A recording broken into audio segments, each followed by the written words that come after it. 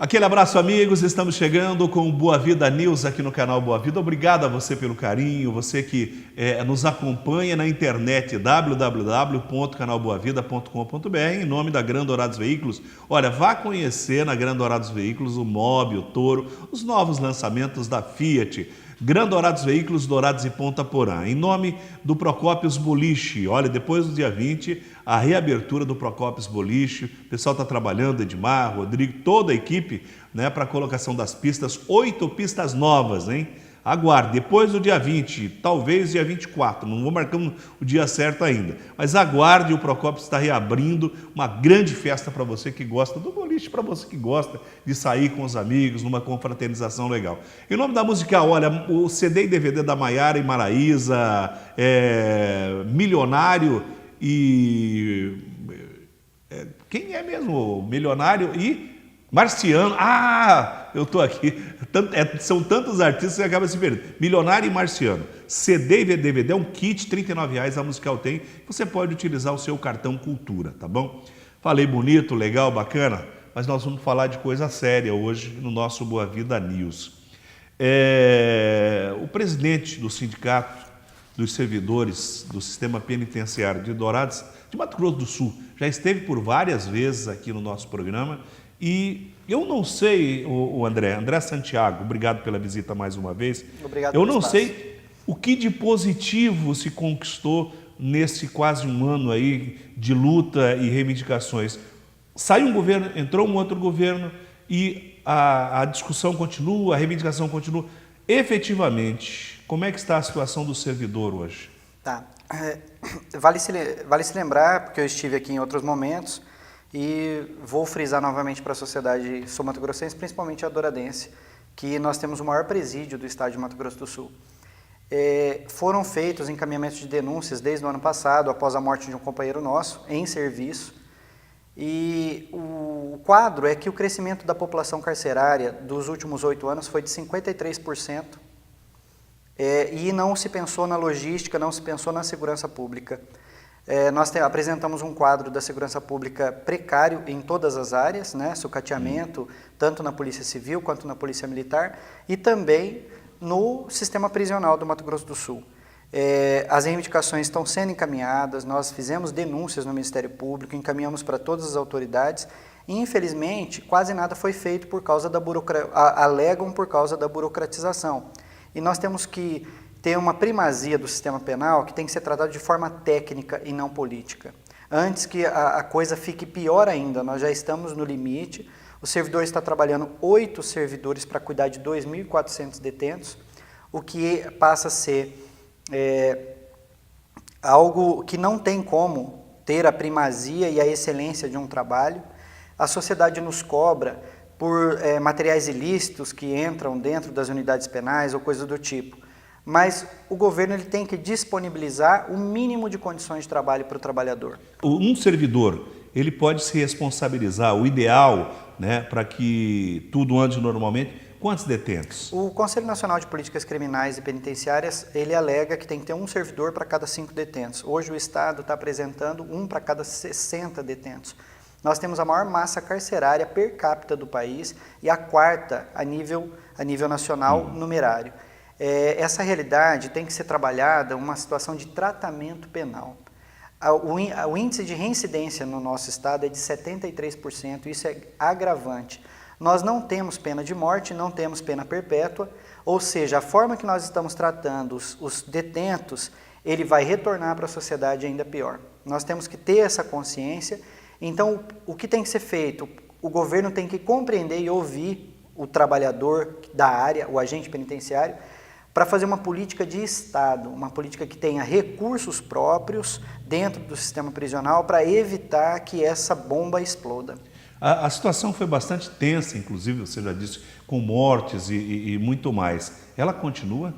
Sim, a insegurança? Esses sinais, é ingenuidade, o que tem sido propagado, que a rebelião poderia ser por motivo de ações grevistas, ou porque houve uma intervenção independente feita pela GPEM. Vocês pararam?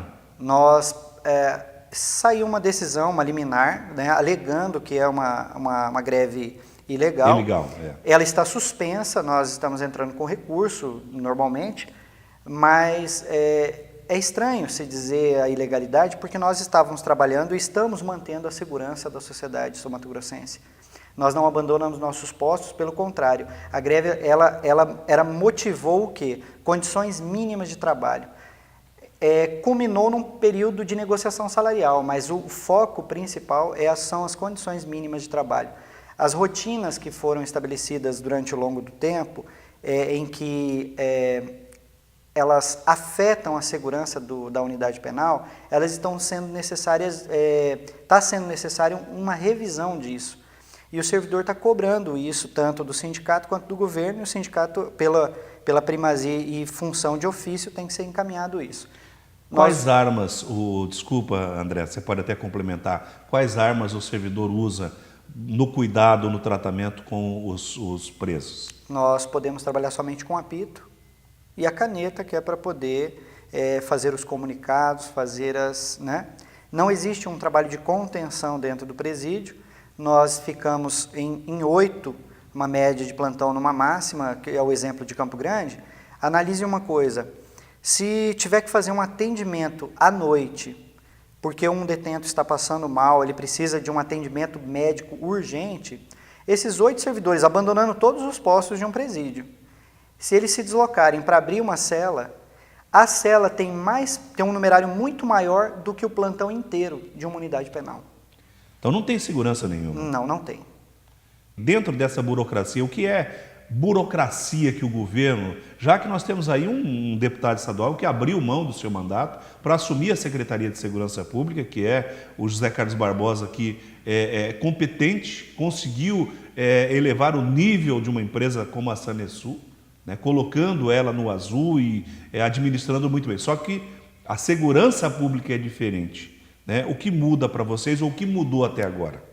Nós tivemos um contato primário com o deputado, podemos esclarecer algumas coisas, o mesmo se colocou disposto a ouvir a categoria, esperamos agora que o governo tenha visto essa prioridade, né, essa periculosidade dentro das unidades penais e que nos ouça não só o segmento dos agentes penitenciários, mas pessoas também, autoridades que são responsáveis pelo trato do sistema prisional no Mato Grosso do Sul, para fazer uma política veemente, de Estado, com mais urgência, para evitar que algo aconteça. Vimos isso por parte do deputado, ele sinalizou ficar com a agenda liberada para poder ouvir a categoria, ouvir os problemas, o diagnóstico dos problemas, ouvir a GPEM, né, com relação à questão da administração atual, e também os servidores que estão sofrendo toda essa represália, sofrendo ameaças muito mais constantes. Os sinais de toda essa problemática, eles já vêm acontecendo bem antes. Ameaças a servidores. O tempo é longo, né? Sim, denúncias de que iriam fazer levantamentos cadastrais dos servidores que trabalham nas unidades e dos policiais militares também, que os mesmos iriam começar a agir. Essa instabilidade de mortes dentro do presídio também, que ainda as perícias ainda não definiram todas as causas, mas gera uma instabilidade muito grande interna. Existe no meio deles, uma sociedade paralela. São pessoas que estão com a pena de liberdade restrita, mas os mesmos acham formas de se moldar a uma nova sociedade paralela. Por que eu estou dizendo isso? Porque quando se tem motivações muito grandes de fugas, muitas tentativas de fugas, que foi o que aconteceu de 6 meses para cá, em torno de 5 tentativas aqui na PED, sendo que 3 delas com a mesma pessoa tentando fugir, e na máxima de Campo Grande também tiveram 4 tentativas de fuga, o presídio de trânsito também mais 4 tentativas, mostra uma instabilidade nesse ciclo social que eles vivem lá dentro. E o que significa isso? Provavelmente, uma grande probabilidade de presos que sabem que se tiver uma rebelião, e muitas vezes eles já têm denúncias de que vai acontecer, eles não podem estar lá dentro porque ou têm dívidas, ou são rivais e basicamente, sofrerão por isso. Então, o receio, aí começa as tentativas de fuga, porque é mais fácil ele tentar correr o risco de levar um tiro na muralha do que ficar lá, porque lá ele sabe que vai ser pior. Pode morrer de qualquer jeito. Sim. Com relação à burocracia, o que é que o governo entende como burocracia para tentar atender o que vocês reivindicam? O ano passado nós tínhamos pedido equipamentos de segurança, esse equipamento de segurança somente agora o edital ficou pronto para poder ter a compra licitatória. Uhum. Então, um ano depois da morte do nosso companheiro, que foi em fevereiro do ano passado, para se conseguir um edital, né, uma licitação. Isso é uma coisa, isso para 100 equipamentos, não é para todo mundo, é para 100 servidores.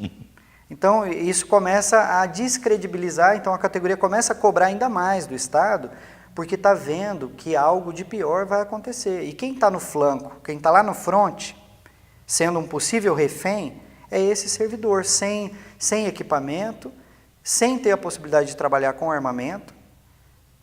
Isso já está sendo implantado em vários outros estados. Não é uma forma de ostensividade, não. É a criação de uma contenção dentro da unidade penal.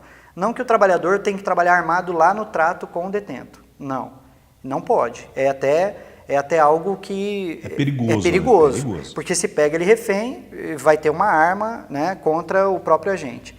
Mas existem planejamentos. Primeiro precisa de amparo legal para se trabalhar armado, o treinamento e trabalho com setorização dentro da unidade, mantendo a segurança, que é esse chamado contenção.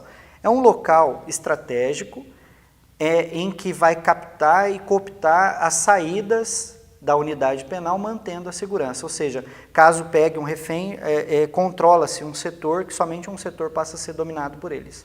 Doutor Ailton Stropa assumiu há pouco tempo, né? Vamos dizer, nem tão pouco assim, mas já está à frente da agência penitenciária há algum tempo. Como é que é o trato com ele? Ele entende a situação de vocês? Olha, nós temos cobrado muito da GPEM, porque faz parte essa questão burocrática também por parte da GPEM, né?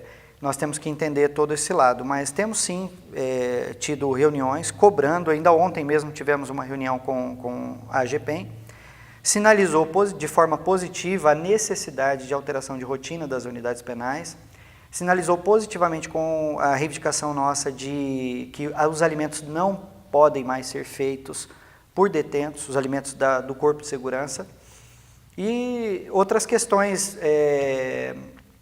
mais pontuais que a categoria vem reivindicando e que estavam relacionadas à negociação que nós aceitamos. Nós aceitamos 5,5% de reajuste inflacionário, né, que não completou todo o valor, mais um abono de R$ 170, a materialização de 3 promoções, que desde 2014 já tem o direito à contagem e o direito de promoção e não saiu, e também a revisão de um enquadramento funcional que aconteceu em 2014. Quando teve a mudança da lei, da 2518 para 4490, que é o nosso novo plano de carreira, a contagem de tempo de serviço para enquadrá-los nas novas classes, nas novas nomenclaturas, não foi atendida. Então, hoje nós temos servidores de 30 anos que estão recebendo basicamente como se fosse um iniciante. E isso é uma injustiça muito grande. Servidores que se dedicam ao Estado num trabalho periculoso, num trabalho que é muito desgastante, e o mesmo não tem uma expectativa de crescimento funcional. Então, a gente solicitou nas reivindicações essa correção e os mesmos estão fazendo. Uma observação que eu vou fazer, e é grave isso, é que foi cogitada uma multa para o sindicato, né, pela manutenção da greve. Caso tenha manutenção da greve, de R$ 50 mil dia. Eu acredito que as autoridades, após nossas denúncias de insalubridade, de periculosidade, de superlotação, de maus tratos feitos por parte do Estado, que esse mesmo poder público, judiciário, poderia também definir uma multa para o Estado, até que o mesmo apresente um planejamento Porque quem está deixando de cumprir a lei, a LEP, a Lei de Execuções Penais, são as autoridades. Como é que foi, para fechar, o André Santiago? Eu estou falando com o André Santiago, que é o presidente do Sindicato dos Agentes Penitenciários. Como é que foi o Domingo das Mães para os servidores?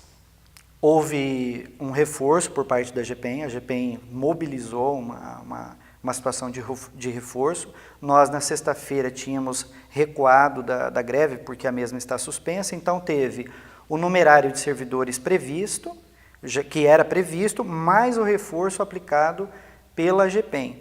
E, fora isso, a Secretaria de Justiça, sempre nessas datas, prepara um esquema de segurança nas unidades penais, nos complexos. Eu fiz parte de uma reunião de planejamento de segurança que o sindicato apresentou o posicionamento das unidades mais críticas e os pontos mais críticos no Estado. Foi uma reunião proveitosa e, obviamente, que a Secretaria fez esse planejamento de segurança, ouvindo a todos que conhecem, né, o sistema penal. E foi tranquilo? Foi tranquilo. Eu espero que esse tipo de reforço permaneça nesse período crítico, porque ainda tem rumores sobre questão de possibilidades de rebeliões. Tá certo. Eu conversei com o André Santiago, obrigado a você que esteve conosco no Boa Vida News. Tchau, tchau.